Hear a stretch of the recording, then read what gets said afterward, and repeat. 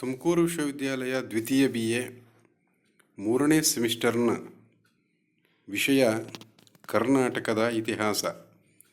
ಅಧ್ಯಾಯ 5 ಕರ್ನಾಟಕದ ಏಕೀಕರಣ ಚಳುವಳಿ. ಕರ್ನಾಟಕದ ಏಕೀಕರಣ ಚಳುವಳಿ ಎಂಬ ವಿಚಾರವನ್ನು ತಿಳಿದುಕೊಳ್ಳುವುದಕ್ಕಿಂತ ಮೊದಲು ವಿದ್ಯಾರ್ಥಿಗಳು ಈಗಾಗಲೇ ಕರ್ನಾಟಕದ ಸ್ವಾತಂತ್ರ್ಯ ಸಂಗ್ರಾಮ, ಅದರ ವಿವಿಧ ಹಂತಗಳನ್ನು ಅಧ್ಯಯನ ಮಾಡಿರುತ್ತಾರೆ. ಆದರೆ ಕರ್ನಾಟಕದ ಏಕೀಕರಣ ಎಂಬ ವಿಚಾರವನ್ನು ತಿಳಿದುಕೊಳ್ಳುವುದಕ್ಕಿಂತ ಮೊದಲು ಬಹಳ ಪ್ರಮುಖವಾಗಿ ಇದರ ಐತಿಹಾಸಿಕ ಹಿನ್ನೆಲೆ ಏನಿತ್ತು ಮತ್ತು ಏಕೀಕೃತ ಕರ್ನಾಟಕಕ್ಕಿಂತ ಮೊದಲು ಕರ್ನಾಟಕದ ಅನೇಕ ಭಾಗಗಳು ಯಾರ್ಯಾರ ಅಧೀನದಲ್ಲಿದ್ದವು ಎಂಬುದನ್ನು ತಿಳಿದುಕೊಳ್ಳಬಹುದು. ಕರ್ನಾಟಕದ ಏಕೀಕರಣ ಐತಿಹಾಸಿಕ ಹಿನ್ನೆಲೆಯನ್ನು ಗಮನಿಸುತ್ತಾ ಹೋದಂತೆ ಕಾವೇರಿ ನದಿಯಿಂದ ಗೋದಾವರಿ ನದಿಯವರೆಗೆ ಇದ್ದ ನಾಡೇ ಕನ್ನಡ ನಾಡು ಎಂದು ಕವಿರಾಜ ಮಾರ್ಗದಲ್ಲಿ ಹೇಳಿದೆ. ಅಂದರೆ ಪ್ರಾಚೀನ ಕರ್ನಾಟಕವು ಅರ್ಧ ದಕ್ಕನ್ ಭಾರತವನ್ನು ಹೊಂದಿತ್ತು. ಅದು ಆಗಿಂದಾಗೆ ಕುಗ್ಗಿದ್ದುಂಟು. ಗಂಗಾ, ಚಾಳುಕ್ಯ, ರಾಷ್ಟ್ರಕೂಟ ಮತ್ತು ಹೊಯ್ಸಳರ ಕಾಲದಲ್ಲಿ ಕರ್ನಾಟಕವು ಪೂರ್ಣ ಅವರ ಅಧೀನದಲ್ಲಿತ್ತು. ವಿಜಯನಗರ ಅರಸರ ಕಾಲದಲ್ಲಿ ಉತ್ತರ ಕರ್ನಾಟಕದ 3 ಜಿಲ್ಲೆಗಳನ್ನು ಹೊರತುಪಡಿಸಿ ಇಡೀ ಕರ್ನಾಟಕವೇ ಅವರ ಕೈ ಕೆಳಗಿತ್ತು. ಅಂದರೆ ಸಮಗ್ರ ಕರ್ನಾಟಕ ಅಸ್ತಿತ್ವದಲ್ಲಿತ್ತು. ಅಂದರೆ ಅವರ ಪತನದಿಂದ ಕರ್ನಾಟಕದ ಅಖಂಡತೆಗೆ ಧಕ್ಕೆ ಒದಗಿತು. ಟಿಪ್ಪು ಕರ್ನಾಟಕವನ್ನು ರಾಜಕೀಯವಾಗಿ ಒಂದುಗೂಡಿಸಲು ಯತ್ನಿಸಿ ವಿಫಲನಾದನು. 1799ರ 4ನೇ ಆಂಗ್ಲೋ ಮೈಸೂರು ಯುದ್ಧದ ನಂತರ ಕರ್ನಾಟಕದ ಬಹುಭಾಗಗಳು ಬೇರೆಯವರ ಪಾಲಾದವು. ಬ್ರಿಟಿಷರು ಮೈಸೂರು ಸಂಸ್ಥಾನವನ್ನು ಹರಿದು ಹಂಚಿಕೆ ಮಾಡಿದರು. ಕರ್ನಾಟಕದ ಐಕ್ಯತೆಗೆ ಕೊಡಲಿ ಪೆಟ್ಟು ಕೊಟ್ಟರು. ಆಕ್ರಮಣಗಳು ಮತ್ತು ವಿಭಜಿಸಿ ಆಳು ನೀತಿಗಳು ಕರ್ನಾಟಕದ ಐಕ್ಯತೆಯನ್ನು ನುಚ್ಚು ಮಾಡಿದವು. ಇದರ ಪರಿಣಾಮವಾಗಿ ಕರ್ನಾಟಕದ ಜನತೆ 20ಕ್ಕೂ ಹೆಚ್ಚು ಆಡಳಿತಗಳಲ್ಲಿ ಹಂಚಿ ಹೋದರು. ಮೈಸೂರು ರಾಜ್ಯವು ಸೇರಿದಂತೆ ಹಲವು ಸಣ್ಣ ಪುಟ್ಟ ಸಂಸ್ಥಾನಗಳು ಮಾರ್ಪಟ್ಟವು. ಹೀಗಾಗಿ ಏಕೀಕರಣಕ್ಕೂ ಮುನ್ನ ಕರ್ನಾಟಕದ ಭೌಗೋಳಿಕ ಹಂಚಿಕೆ ಹೇಗಿತ್ತು ಅಂತ ನೋಡೋದಾದರೆ, ಮೊದಲನೇದಾಗಿ ಮೈಸೂರು ರಾಜ್ಯ 9 ಜಿಲ್ಲೆಗಳನ್ನು ಒಳಗೊಂಡಿದ್ದು. ಎರಡನೆಯದು ಮದ್ರಾಸ್ ಪ್ರಾಂತ್ಯದಲ್ಲಿ ನೀಲಗಿರಿ, ದಕ್ಷಿಣ ಕನ್ನಡ ಮತ್ತು ಬಳ್ಳಾರಿ ಜಿಲ್ಲೆಗಳು, ಹೊಸೂರು ಮತ್ತು ಮಡಕಶಿರ, ಕೊಳ್ಳೇಗಾಲ ತಾಲೂಕುಗಳು. ಮೂರನೆಯದು ಬಾಂಬೆ ಪ್ರಾಂತ್ಯದಲ್ಲಿ ಉತ್ತರ ಕನ್ನಡ, ಧಾರವಾಡ, ವಿಜಾಪುರ ಮತ್ತು ಬೆಳಗಾವಿ ಜಿಲ್ಲೆಗಳು, ಸೊಲ್ಲಾಪುರ, ಮಂಗಳವೇಢಗಳು. ಕೊಡಗು ಬ್ರಿಟಿಷ್ ಚೀಫ್ ಕಮಿಷನರ್ ಕೈಯಲ್ಲಿತ್ತು. ಹೈದರಾಬಾದ್ ಸಂಸ್ಥಾನದಲ್ಲಿ ಗುಲ್ಬರ್ಗ, ರಾಯಚೂರು ಮತ್ತು ಬೀದರ್ ಜಿಲ್ಲೆಗಳು.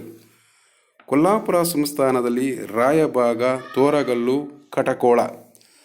ಸಾಂಗ್ಲಿ ಸಂಸ್ಥಾನದಲ್ಲಿ ತೆರನಾಳ, ಶಿರಹಟ್ಟಿ, ದೊಡ್ಡವಾಡ, ಶಹಾಪುರ. ಹಿರಿಯ ಕುಂದವಾಡ ಸಂಸ್ಥಾನ, ಕಿರಿಯ ಕುಂದವಾಡ ಸಂಸ್ಥಾನ, ಮೀರಜ್ ಸಂಸ್ಥಾನ, ಸಂಡೂರು, ಜಮಖಂಡಿ, ಕಂಗಲ ಪ್ರಾವಿನ್ಸ್, ಸಾಂಗ್ಲಿ, ಜತ್ತ, ಅಕ್ಕಲಕೋಟೆ, ಸವಣೂರು, ರಾಮದುರ್ಗ, ಮುಧೋಳ್. ಇದರ ಜೊತೆಗೆ ಬೆಂಗಳೂರು, ಬೆಳಗಾಂ, ಬಳ್ಳಾರಿ ಕಂಟೋನ್ಮೆಂಟ್ಗಳು. ಹೀಗೆ ಕರ್ನಾಟಕ ಹಲವು 20 ಆಡಳಿತದ ಘಟಕಗಳಾಗಿ ಹರಿದು ಹಂಚಿ ಹೋಗಿರ್ತಕ್ಕಂಥದ್ದು. ಏಕೀಕೃತಕ್ಕೂ ಮುನ್ನ ಕರ್ನಾಟಕದಲ್ಲಿನ ಪ್ರಾರಂಭದ ಬೆಳವಣಿಗೆಗಳು ಹೇಗಿತ್ತು ಅಂತಂದು ನೋಡೋದಾದರೆ, ನಿಜವಾಗಿಯೂ ಹೈದರಾಬಾದ್, ಬಾಂಬೆ ಮತ್ತು ಮದ್ರಾಸ್ ಪ್ರಾಂತ್ಯಗಳಲ್ಲಿ ಚದುರು ಹೋಗಿದ್ದಿರ್ತಕ್ಕಂಥ ಕನ್ನಡಿಗರು ಅನೇಕ ಕಾರ್ಪಣ್ಯಗಳಲ್ಲಿ ಒಳಗಾಗಿದ್ದರು. ಹೀಗಾಗಿ ಭಾಷೆ, ಸಂಸ್ಕೃತಿಯ ಹಿತರಕ್ಷಣೆಗೆ ಧಕ್ಕೆ ಒದಗಿತು. ಬಾಂಬೆ ಕರ್ನಾಟಕದಲ್ಲಿ ಮರಾಠಿಯನ್ನು ಕಲಿಯಬೇಕಿತ್ತು. ಅಲ್ಲಿ ಮರಾಠಿಯರು ಶಿಕ್ಷಣ ಮಾಧ್ಯಮವಾಗಿತ್ತು. ಹೈದರಾಬಾದ್ ಕರ್ನಾಟಕದಲ್ಲಿ ಕನ್ನಡಿಗರು ಉರ್ದುವನ್ನು ಕಲಿಯಲೇಬೇಕಿತ್ತು. ಮದ್ರಾಸ್ ಕರ್ನಾಟಕದಲ್ಲಿ ತಮಿಳು ಮತ್ತು ತೆಲುಗುಗಳನ್ನು ಕಲಿಯಬೇಕಿತ್ತು. ಅವರೆಲ್ಲ ನಮ್ಮ ಮೇಲೆ ಭಾಷಿಕ, ಸಾಂಸ್ಕೃತಿಕ ಯಜಮಾನಿಕೆ ಹೊಂದಿದ್ದರು. ಹೀಗೆ ಕನ್ನಡಿಗರು ಪರರ ಹಿಡಿತಕ್ಕೆ ಒಳಗಾಗಿದ್ದರು. ಇದರಿಂದ ಬೇಸತ್ತಂಥ ಕನ್ನಡಿಗರು ಕೊನೆಗೂ ಹೋರಾಟವನ್ನು ಮಾಡೋದಕ್ಕೆ ಪ್ರಯತ್ನವನ್ನು ಪಟ್ಟರು. ಇದರ ಜೊತೆಗೆ ಅನೇಕ ವಿದ್ಯಾಭ್ಯಾಸದ ಪ್ರಗತಿ, ಸಾಮಾಜಿಕ ಸುಧಾರಣೆಗಳು, ಚಳುವಳಿಯ ಪ್ರಭಾವ ಮತ್ತು ಸಾಹಿತ್ಯಗಳ ಪ್ರಭಾವದಿಂದ ಕನ್ನಡಿಗರು ಕ್ರಮೇಣ ಜಾಗೃತಗೊಂಡು ಭಾಷಾಭಿಮಾನ ಬೆಳೆಸಿಕೊಂಡರು. ಏಕೀಕರಣದಲ್ಲಿ ಅನೇಕ ಸಂಘ ಸಂಸ್ಥೆಗಳು ಮತ್ತು ಚಿಂತಕರು ಮತ್ತು ಪತ್ರಿಕೆಗಳ ಪಾತ್ರವು ಅತ್ಯಂತ ಪ್ರಮುಖವಾದುದು.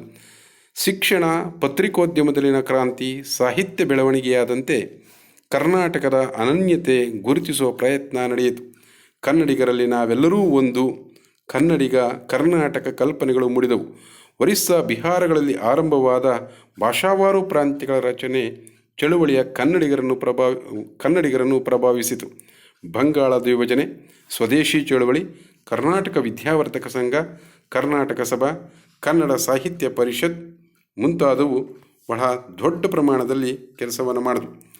ಡೆಪ್ಯೂಟಿ ಚನ್ನಬಸಪ್ಪ ರವರ ಪಾತ್ರ. ಕನ್ನಡ ನಾಡು ನುಡಿಗಾಗಿ ಮಡಿದವರಲ್ಲಿ ಡೆಪ್ಯೂಟಿ ಚನ್ನಬಸಪ್ಪರ ಪಾತ್ರವು ಅತ್ಯಂತ ಪ್ರಮುಖವಾದುದು. ಇದೇ ಸಂದರ್ಭದಲ್ಲಿ ಕರ್ನಾಟಕ ವಿದ್ಯಾವರ್ಧಕ ಸಂಘ, ಆಲೂರು ವೆಂಕಟರಾಯರ ಪಾತ್ರ ಮತ್ತು ಕನ್ನಡ ಸಾಹಿತ್ಯ ಪರಿಷತ್, ಕರ್ನಾಟಕ ಸಭಾ ಇವೆಲ್ಲರ ಪ್ರಯತ್ನದ ಫಲವಾಗಿ ಏಕೀಕರಣಕ್ಕಿಂತ ಮೊದಲ ಪ್ರಯತ್ನವಾಗಿ ಹಲವಾರು ಹೋರಾಟಗಳು, ಚಳುವಳಿಗಳ ಮೂಲಕ ಕನ್ನಡಿಗರಲ್ಲಿ ಜಾಗೃತಿಯನ್ನು ಉಂಟು ಮಾಡಿತು ಎಂದು ಹೇಳಬಹುದು.